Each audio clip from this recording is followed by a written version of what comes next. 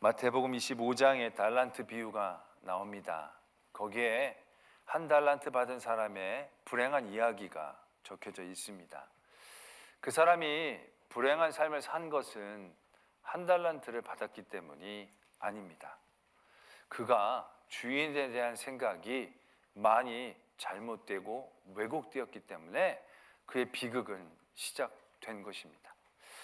주인이 다시 돌아와서 맡겼던 것을 회개하기 시작하죠. 그때 이 한 달란트 받은 사람이 무엇이라고 얘기합니까? 주인은 마음이 굳은 사람이라 심지 않는 데서 거두고 해치지 않는 데서 모으는 사람인 줄로 제가 압니다 라고 얘기합니다.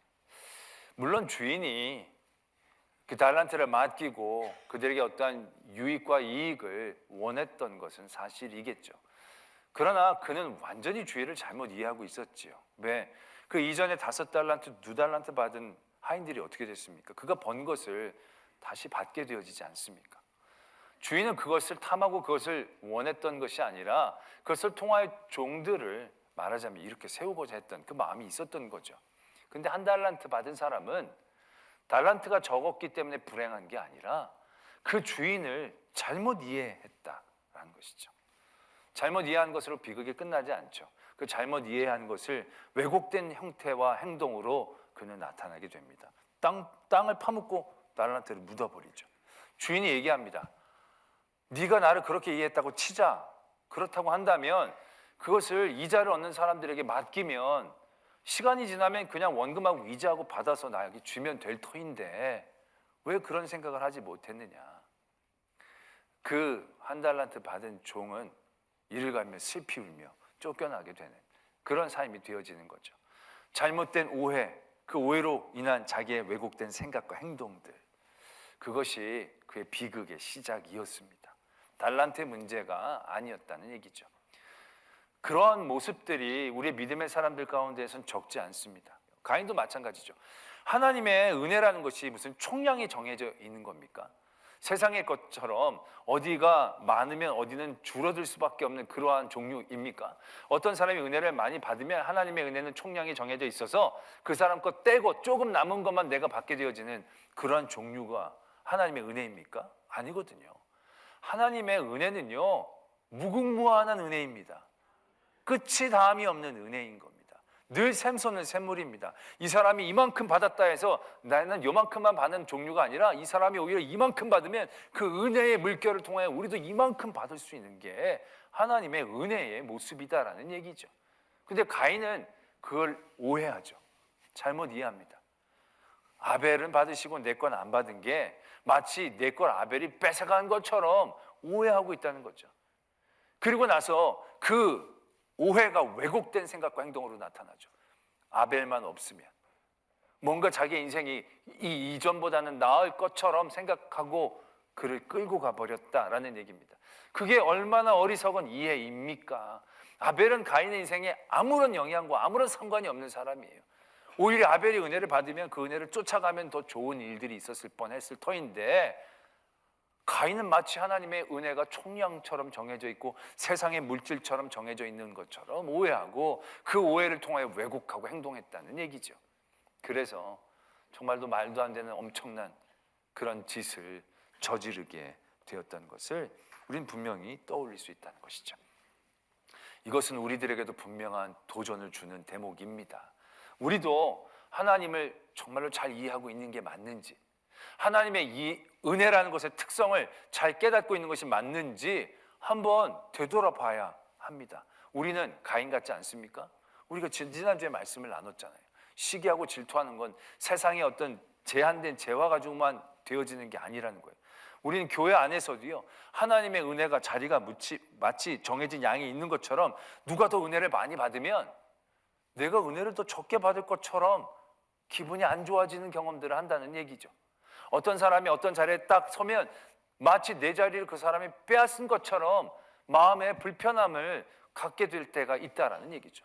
물론 교회 안에서도 그런 자리처럼 보이는 게 있을 겁니다. 어떤 섬기는 자리에서 무슨 대장이나 부장이나 위원장이나 그런 자리들은 한 자리밖에 없고 누가 그 자리에 서면 내가 그 자리에 가야 되는데 그 사람이 내 자리를 빼앗은 것처럼 느껴질 수는 있을 것입니다. 그러나 교회 자리도요, 그런 자리가 아닙니다. 그 사람이 빼앗아서 못 올라간 게 아닙니다. 모든 일을 하나님이 그 사람의 분량에 따라 풍성하게 주신 은혜의 몫이 있는 거예요. 그 사람이 있기 때문에 못 들어가는 게 아니라는 얘기예요. 그 모든 자리에서 하나님의 또 다른 계획과 섭리가 그에게 있다는 얘기죠. 어떤 분은 장로님이 되고 나는 되지 못했어요. 그 사람 때문에 내가 떨어진 그런 구조는 절대 아니잖아요. 근데 우리는 괜히 그 마음에 상처가 돼요. 어떤 사람이 권사님이 되고 나는 못 되면 괜히 그 사람 때문에 내가 밀린 것처럼 생각이 되어질 때가 있어요. 이것이 얼마나 하나님의 은혜의 자리에 대한 오해인가. 나도 모르게 그 오해에 빠져서 그런 치명적인 결과로 나를 이끌어가는 것인가를 우리는 분명히 깨달아야 하는 것이죠. 하나님은 늘 풍성한 은혜로 한 사람 한 사람에게 나오시는 분이세요. 그 사람에게 주신 은혜는 그 사람의 몫이고 내 걸 그 사람에게 돌려주시는 그런 하나님이 아니시라는 거예요. 내 몫의 은혜는 풍성하게 하나님 앞에 또한 예비되어 있는 것이에요. 그러한 이해가 되어진다면 우리는 교회 안에서나 여러 가지 상황 가운데에서 가인과 같은 마음과 가인과 같은 행동 가운데 끌려가지 않게 되어진다는 얘기죠. 하와 같은 생각도 우리가 가질 때가 많아요. 우리는 마치 하나님을 향한 그 어떤 능력과 일들에 대하여 소유하려는 욕구들을 가질 때가 있어요. 왜? 그것을 소유하면 내가 더 좋을 것 같은, 더 유리할 것 같은, 앞설 것 같은 잘못된 이해가 있다는 얘기죠. 아니, 하와가 지혜로울 필요가 뭐가 있어요? 하나님만큼 지혜로울 이유가 뭐가 있어요?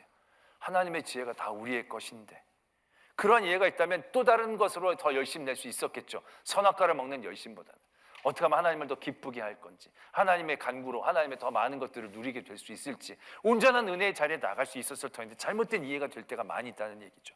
우리가 성경 공부하는 분들 가운데 그러한 분들이 간혹가다 있습니다. 성경 공부를 하면서 그게 지식처럼 여겨지는 거예요. 내가 성경에 대해서 많이 알아. 마치 학문을 아는 것처럼 성경을 아는 것, 신학을 아는 것에 대해서 뿌듯한 마음을 가질 때가 있는 분들이 있어요. 근데 여러분, 신학이라는 것이 세상의 지식과 학문처럼 내 안에 많이 쌓는 그러한 학문입니까? 아니거든요. 그 신학은 내가 많은 지식을 쌓는 게 아닙니다. 내가 많은 구절을 외우는 게 중요한 게 아닌 겁니다.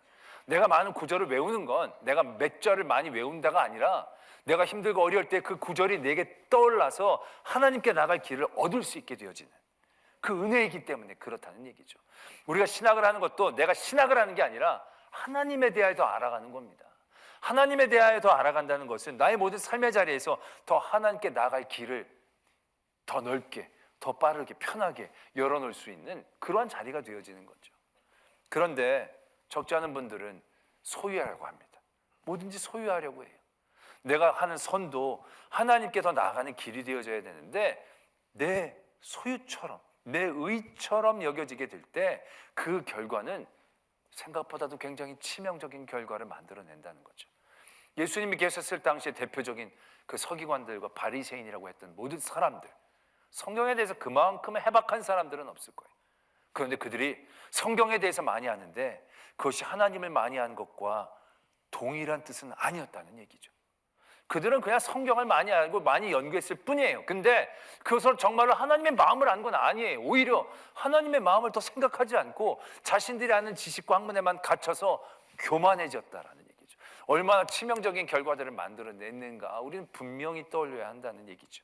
때문에 우리는 하나님에 대한 분명한 이해, 하나님의 은혜가 어떤 것인지에 대한 분명한 이해를 늘 끊임없이 거기에 대해 깨어 있어야 한다는 얘기죠. 하나님의 은혜는 풍성합니다. 하나님의 은혜는 하나님께서 우리에게 주시는 그 통로 안에 있는 것이지 내가 쌓고 내가 재놓는 그런 은혜가 아니다라는 것을 깨달으셔야 한다는 거죠. 그래서 오늘 요한복음 1장에서는요 예수님이 그런 우리의 말하자면 유혹과 함정 가운데에서 바른 예수 그리스도의 모습을 깨닫게 하기 위해서 그 분명한 은혜의 모습을 표현해 주고 계십니다. 처음에는 예수님을 말씀이라고 얘기하십니다. 예수님은 말씀입니다. 태초부터 계셨고 하나님께서 천지를 창조할 때에도 함께 하셨던 예수님이십니다. 그 예수님을 말씀으로 표현한 것이죠. 그리고 예수님은 말씀이다라만 얘기하고 끝나도 됩니다. 그래도 예수님은 말씀으로 우리에게 얘기하시고 말씀으로 함께 하시고 은혜가 되죠. 근데 말씀만 만약 여기서 끝나게 되어진다라고 한다면 여기서 또 여러 가지 미혹된 모습이 나올 수 있습니다. 말씀이란 것이 우리에게 이해되어지는 정도가 다르고 말씀이라는 것이 사람들에게 들려지는 정도가 다를 때 굉장히 아까와 같은 잘못된 오해들이 생길 여지가 있는 거죠. 그래서 하나님은 이 예수 그리스도에 대한 모습을 또 다른 모습으로 표현해 주십니다. 그것이 생명입니다. 4절에 그 안에 생명이 있다라고 얘기하고 계신다는 것이죠. 말씀을 통하여 모든 피조물들이 창조되었고 그 피조물들이 피조물된 상태로만 있는 게 아니라 예수 그리스도의 생명이 그 모든 피조물 가운데에 있게 되어진다는 것이죠. 그래서 말씀으로 예수 그리스도를 생명으로 표현해 주십니다. 근데 이 생명으로만 표현돼도 은혜가 되죠. 예수님이 우리의 생명이다. 근데 이 생명이라는 것이 묘하게 어떤 소유에 대한 간절한 욕구들을 만들어낼 수 있는 여지들이 있는 거죠. 생명을 내가 가졌다. 우리가 보면 어떤 구원에 대한 부분들도 우리가 그런 욕구들 가운데 굉장히 연약하잖아요. 구원의 확신이 있습니까? 그럼 우리가 되게 고민합니다. 구원의 확신이 내 안에 어떤 소유되어지고 내 안에 장악되어지는 어떤 개념으로 다가오기를 원하는 거죠. 근데 구원은 내가 가지고 소유하는 게 아니에요. 구원은 하나님이 내게 주시는 은혜예요. 우리는 그 은혜를 믿고 고백하면 되는 거예요. 그럼 그게 구원이거든요. 근데 이게 너무 쉬워 보이니까 뭔가 내가 구원의 확실한 증거와 증거, 성령의 은사에 대한 그런 것들이 내 확실한 증표가 되고 증거가 되어지는 그런 어떤 묘한 소유의 유혹들을 우리가 떨쳐내기 어려울 때가 많은 거죠. 생명이라는 것도 어떻게 보면 그러한 미묘한 자리에 우리가 설 수 있게 되어지는 거죠. 그래서 말씀은 예수 그리스도의 표현을 여기에서 멈추질 않습니다. 그리고 이렇게 얘기하십니다. 그 생명은 사람들의 빛이라. 이렇게 얘기하십니다. 예수 그리스도는 말씀이시고 생명이시고 빛이다 라고 얘기하고 계신다는 거죠. 이 예수 그리스도를 빛이라고 설명해 주시는 것이 얼마나 우리들에게 예수 그리스도에 대한 바른 이해를 주고 계시는 은혜의 이름인가를 우리는 분명히 아셔야 한다는 얘기죠. 빛은 어떠한 모습들을 갖고 있습니까? 말씀에서도 보면 참빛이 곧 세상에 와서 각 사람에게 비춘다라는 것입니다. 비추는 빛이 예수 그리스도라는 겁니다. 비에 대한 예화를 예수님께서 드셨을 때 하나님께서 비를 내리실 때 악인의 밭에는 안 내리고 의인의 밭에만 내리시는 그런 은혜가 아닌 거죠. 비를 내리시면 모든 사람들에게 동일하게 내려지는 거예요. 빛이란 은혜도 그와 같다는 거예요. 누구에게만 더 특별하게 굉장하게 세게 그렇게 내려주시는 게 아니라 모든 이들에게 비추고 비추기를 원하시는 예수 그리스도의 은혜의 모습이다라는 얘기죠. 우리가 혈류병 걸린 여인의 사건을 떠올려 보면 예수님이 그 여인을 고치려고 갔던 길이 아니에요. 그 여인에게 비추려고 했던 빛이 아니에요. 예수님은 회당장의 딸을 고치려고 가시던 길이었어요. 그 길 가운데 많은 사람들이 예수 그리스도를 따라 붙습니다. 근데 그때 그 혈류병 걸린 여인이 예수 그리스도의 빛을 본 거예요. 예수님이 그 사람에게만 비추고 그 사람만 바라보고 그 사람을 불러다가 이게 아니에요. 그냥 예수님은 그 길을 걸어가신 거예요. 그러나 그 모든 걸음과 삶의 자리에서 예수님은 늘 그 빛을 비추고 계셨던 거죠. 그를 통하여 예수 그리스도 하나님을 알 수 있도록. 근데 그 여인이 자기를 보지도 않고 관심도 갖지 않고 딴 일로 가고 있는 예수 그리스도를 바라본 거예요. 그리고 그 빛을 받아들인 거예요. 그리고 예수님에게 다가가는 거예요. 그리고 옷자락을 살며시 만지는 거예요. 뭐 안수기도 받고 너 나았다 선포를 받는 것도 아니에요. 그냥 그 빛에 그의 손을 갖다 댄 거예요. 그때 하나님의 은혜가 그 여인에게 임하지 않습니까? 예수님의 은혜는 그와 같다라는 것입니다. 우리는 꼭 불러다가 내 앞에서 내 안에 안수기도를 하고 막 어떤 특별한 행위를 하고 내 안에 특별한 관심을 붓고 그렇게 해야만 그런 자격을 얻어야만 그런 초청을 해야만 꼭 얻게 되어질 은혜처럼 생각할 때가 있지만 예수 그리스도가 이 땅에 오셔서 우리에게 비춰주신 빛은 그러한 모습이 아니었다는 거죠. 모든 이들에게 골고루 비춰주길 원하는 빛이었어요. 근데 우리 가운데 이렇게 생각하는 분들이 있어요. 왜 그 빛이 나에게는 없습니까? 그 빛이 나에게는 비치는 것이 안 비치는 것 같습니까? 여러분, 우리나라가 아니라 지구가 겨울과 여름이 있습니다. 겨울과 여름이 왜 있습니까? 지구가 축이 똑바르지 않고 23점 몇 도인가 이렇게 삐딱하게 있습니다. 그래서 모든 사람들이 좀 다 삐딱하죠. 지구가 삐딱하니까. 그래서 이게 자전거 공전하면서 돕니다. 그럴 때 태양은 그대로 있습니다. 이게 이 축 때문에 태양하고 멀어지면 겨울이 되는 거고, 태양하고 가까워지면 여름이 되는 겁니다. 별다른 이유가 아닙니다. 태양이 적게 비쳤다, 많이 비쳤다는 게 아니에요. 태양이 멀어졌다, 가까워졌다는 게 아니에요. 태양은 늘 우리에게 빛을 비춥니다. 마찬가지입니다. 하나님의 은혜라는 것도요, 그 빛은 우리 모두에게 동일하게 비춰집니다. 우리가 죄가 많아도 그 죄인에게도 따뜻하게 비춰주십니다. 우리가 병들었을 때에도 따뜻하게 비춰주십니다. 그런데 왜 그 빛이 멀게만, 내 인생이 춥게만 느껴지는 걸까요? 하나님이 빛을 조종하는 은혜가 아닙니다. 내가 그 빛에서 멀어져 있기 때문인 것이지요. 하나님의 은혜는 그렇게 이해한다는 것입니다. 내가 춥다, 하나님 왜 나에게 빛을 비춰주지 않습니까? 하나님의 은혜를 잘못 이해한 거죠. 왜? 하나님의 은혜는 빛이거든요. 빛은 순식간에 모든 공간을 채웁니다. 빛은 순식간에 모든 공간들을 이용합니다. 2000년 전 우리와 먼 곳에 산 그 예수 그리스도의 그 사역들, 예수 그리스도의 말씀들이 왜 지금 우리 이 삶의 자리에서 이렇게 영향력을 미치고 비치는 것입니까? 예수님이 빛이기 때문에. 모든 사람들에게, 시공간을 초월한 모든 사람들에게 늘 동일하게 비춰주시는 빛이기 때문에 예수님의 은혜를 그렇게 이해해야 한다는 것이죠. 예수님은 그걸 알기를 원하고 계신다라는 것이죠. 또한 빛이라는 것은요, 우리에게 그 빛을 비추어 그 빛의 은혜와 능력을 누리게 하는 힘이 있는 것입니다.